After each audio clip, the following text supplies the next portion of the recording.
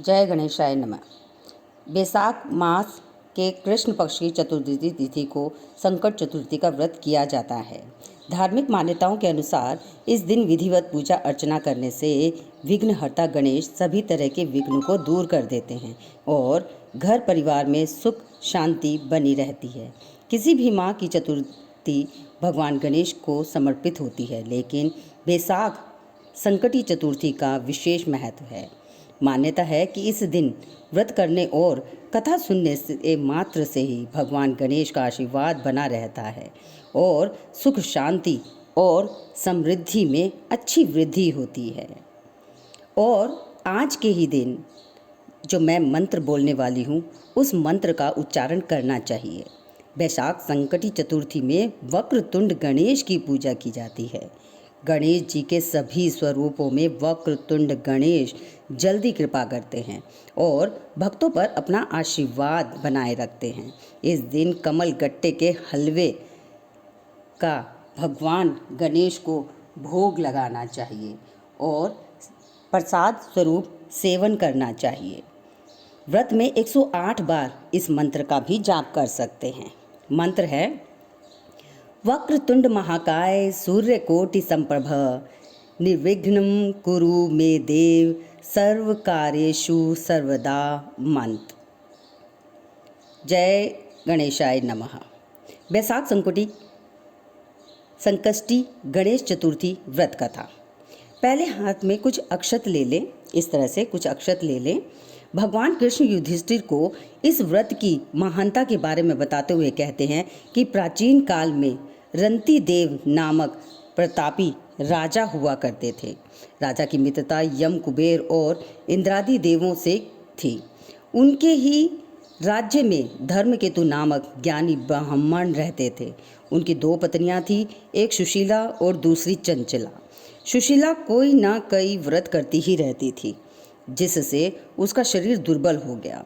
वही चंचला कोई व्रत नहीं करती थी और भरपेट भोजन करती थी। कुछ दिनों बाद सुशीला को शुभ लक्षणों वाली एक कन्या हुई और चंचल को पुत्र रत्न की प्राप्ति हुई। कन्या की शुभता देखकर चंचला सुशीला को ताना देने लगी। अरे सुशीला, तुमने इतने व्रत और उपवास किए हैं, जिसकी वजह से तुम्हारा शरीर जर्जर हो गया, फिर भी एक कृशकाय कन्या को जन्म दिया। मुझे देख, मैं कभी व्रताधि के चक्कर में भी नहीं पड़कर हष्ट पुष्ट बनी हुई हूँ और वैसे ही बालक को भी जन्म दिया है।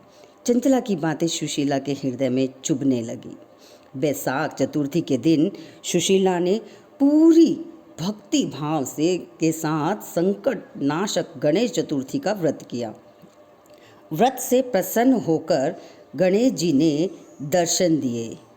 गणेश जी ने आशीर्वाद देते हुए कहा कि हे सुशीला, तेरी कन्या के मुख से मोती और मूंगा प्रवाहित होती रहेंगी और तुझे वेद शास्त्र वेदता एक पुत्र भी होगा।